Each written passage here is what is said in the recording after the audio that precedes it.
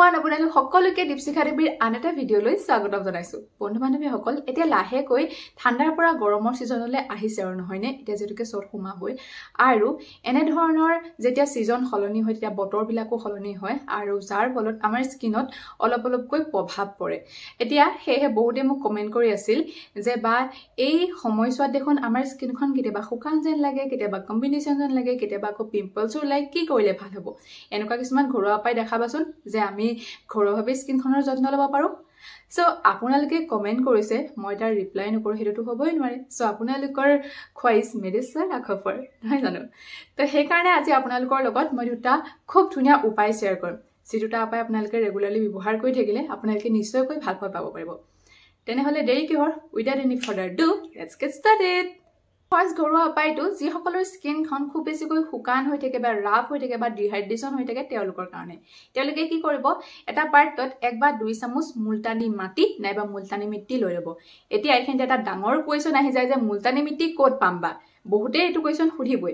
আপোনালোকে মুলতানি মিট্টি হয়তো অনলাইনৰ পৰা অৰ্ডাৰ কৰি আনি ল'ব পাৰে, নাইবা আপোনালোকৰ ঘৰৰ ওচৰতে যদি কসমেটিক দোকান আছে তাতো আপোনালোকে মুলতানি মিট্টিৰ পেকেট পাই যাব। আপোনালোকে 1 বা 2 চামুচ নিজৰ স্কিনৰ একৰ্ডিং এটা পাত্ৰত মুলতানি মিট্টি লৈ ল'লে আৰু মুলতানি মিট্টিৰ লগতে আপোনালোকে 1 বা 1.5 চামুচ কেঁচা গাখীৰ মিহলি কৰিব। তাৰ পিছতে আপোনালোকে আধা চামুচ মৌজি মিহলি কৰি ভালদৰে গুটেইখিনি মিক্স কৰি সাফা স্কিনত আপোনালোকে ভালদৰে এই ফেস পেকটো ব্যৱহাৰ কৰক। এই ফেস পেকটো ব্যৱহাৰ কৰিলে আপোনালোকৰ স্কিনখন সাফা হ'ব। আপোনালোকৰ স্কিনত যদি দাগ আছে দাগ দূৰ হ'ব। যদি ৰ'দৰ পোহৰ কাৰণে হওক নাইবা আন কিবা কাৰণত ডেড স্কিন সেল জমা হৈ আপোনালোকৰ স্কিনখন কলা পৰি গৈছিল, মানে আপোনালোকৰ স্কিনৰ যেটো এক্সুৱেল কালাৰ সেই কালাৰটো ঢাকি আপোনালোকৰ স্কিনখন কলা হৈ পৰিছিল, তেতিয়া হলে আপোনালোকৰ স্কিনৰ কালাৰটো পুনৰ ঘূৰাই পোৱাত সহায় কৰিব। আৰু একেবাৰে শেষত আপোনালোকৰ স্কিনখন হাইড্ৰেট বা ময়শ্চাৰাইজ কৰাৰ কাৰণে এই ফেস পেকটো খুবেই ভাল হয়। আপোনালোকে এই ফেস পেকটো 10 মিনিট স্কিনত ৰাখিব, তাৰ পিছত আপোনালোকে ঠাণ্ডা পানীয়ে ধুই দিব আৰু ঠাণ্ডা পানীয়ে ধোৱাৰ পিছত আপোনালোকে দেখিব আপোনালোকৰ স্কিনখন ইমান ধুনীয়াকৈ ময়শ্চাৰাইজ হৈ পৰিব, লগতে মিহি হৈ পৰিব। তাৰ পিছত কিন্তু আপোনালোকে ময়শ্চাৰাইজাৰ ব্যৱহাৰ কৰিবলৈ নাপাহৰিব। ইসু দ্বিতীয় ঘৰুৱা উপায়টোলৈ। এই দ্বিতীয় ঘৰুৱা উপায়টো কম্বিনেশন স্কিনৰ লোকসকলে ব্যৱহাৰ কৰিব পাৰিব, ড্ৰাই স্কিনৰ লোকসকলে ব্যৱহাৰ কৰিব পাৰিব, যিসকলৰ স্কিনখন অইলি তেওঁলোকে ব্যৱহাৰ কৰিব পাৰিব, আৰু বিশেষকৈ যিসকলৰ স্কিনত গুটি বা ফুহা খুব বেছিকৈ উঠে তেওঁলোকৰ কাৰণেটো এই ফেস পেকটো ৰামবান বুলি ক'ব পাৰি।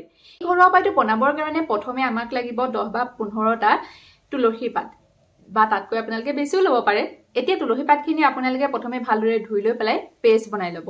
এই তুলসী পেষ্টখিনি এতিয়া মই কি কৰিম, অলপমান ৰ'জ ৱাটাৰ দি আধা ঘণ্টাৰ কাৰণে, যদি সময় নাথাকে 10 বা 15 মিনিট সময়ৰ কাৰণে ভিগাই থৈ দিম।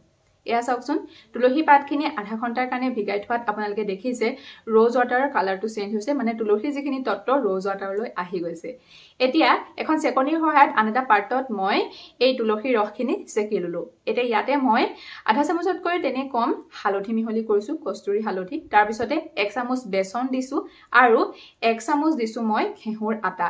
গোটেইখিনি ভালদৰে মিহলি কৰি লোৱাৰ পিছত ৰামবান ঘৰুৱা উপায়টো ৰেডি হৈ গ'ল। এই যেটো ঘৰুৱা উপায় মই আজি আপোনালোকক দেখাইছো, এই ঘৰুৱা উপায়টোৰ উপকাৰিতা যে বহুত আছে। কাৰণ এই ঘৰুৱা উপায়টো বনাবৰ কাৰণে প্ৰথমে মই তুলসী ব্যৱহাৰ কৰিছো। তুলসীত জানে এন্টিবেক্টেৰিয়েল এন্টি ইনফ্লামেটৰি তত্ত্ব আছে, সেয়েহে আমাৰ স্কিনত যদি কিবা বেক্টেৰিয়েল ইনফেকচন হৈছে বা আমাৰ স্কিনত যদিহে গুটি ফুহা উঠিছে খুব বেছিকৈ, তেতিয়া হলে সেইখিনি এক্টিভ পিম্পলখিনি দূৰ কৰিবৰ কাৰণে কিন্তু এই ফেস পেকটো খুবেই ভাল হয়। তাৰ পিছতে এই ঘৰুৱা উপায়টোৱে বা এই ফেস পেকটো আপোনালোকৰ স্কিনৰ কালাৰটো ভাল কৰিব, বা আপোনালোকৰ স্কিনখন যদি কলা হৈ গৈছে কলা স্কিনখন দূৰ কৰি আপোনালোকৰ স্কিনৰ যেটো কালাৰ সেই কালাৰটো ঘূৰাই অনাত সহায় কৰিব। আপোনালোকৰ স্কিনখন হাইড্ৰেট কৰি তুলিব। আপোনালোকৰ স্কিনখন যদি খুব অইলি হয় অইলি স্কিনখন দূৰ কৰিব, বা আপোনালোকৰ স্কিনখন যদি কম্বিনেশন হয় কম্বিনেশন স্কিনখন দূৰ কৰাৰ কাৰণেও এই কিন্তু ফেস পেকটো খুবেই ভাল হয়। আপোনালোকে এই ফেস পেক দুটা মানে দুইটাই সদায় ব্যৱহাৰ কৰিব নালাগে।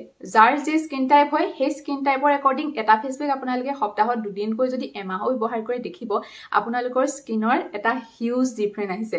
সো আপোনালোকেও এই ফেস পেক দুটা এবাৰ হলেও ঘৰত ব্যৱহাৰ কৰি চাবচোন। ব্যৱহাৰ কৰি কেনে ফল পায় মোক কিন্তু জনাবলৈ নাপাহৰিব। তেতিয়া এইখিনিতে মই আৰু দুটামান আপোনালোকক এডিশনাল টিপছ শ্বেয়াৰ কৰিবলৈ বিচাৰিছো। যদিহে আপোনালোকৰ খুব বেছিকৈ স্কিনত গুটি বা ফুহাবিলাক উঠিবলৈ ধৰিছে তেতিয়া আপোনালোকে কি কৰিব, চাব আপোনালোকৰ চুলিখিনি খুব বেছিকৈ তেলিয়া হৈ আছে নেকি। যদি তেলিয়া হৈ আছে তেতিয়া হলে আপোনালোকে সপ্তাহত 2 দিনকৈ বা 3 দিনকৈ আপোনালোকে হেয়াৰ ৱাছ কৰা ষ্টাৰ্ট কৰক। দেখিব আপোনালোকৰ গুটি ফুহা বহুতখিনি দূৰ হৈ পৰিব।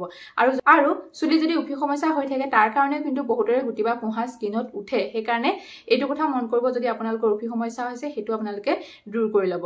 আৰু আপোনালোকে পৰ্যাপ্ত পৰিমাণে পানী খাব, যিখিনি সেউজীয়া শাক-পাচলি আছে ফল-মূল আছে সেইখিনি খাব, তেতিয়া দেখিব আপোনালোকৰ স্কিনখন অটোমেটিক্যালি ভাল হৈ আহিছে। আজি ভিডিওটো চাই যদি ভাল পালে এটা লাইক কৰি দিব চেনেলটো যদি এতিয়ালৈকে সাবস্ক্ৰাইব কৰা নাই সাবস্ক্ৰাইব কৰি ল'ব আৰু তেনেহলে মই আপোনালোকৰ লগত আন এটা ভিডিও হৈতে অতি সোনকালে লগ পাম তেতিয়ালৈ বহুত বহুত ধন্যবাদ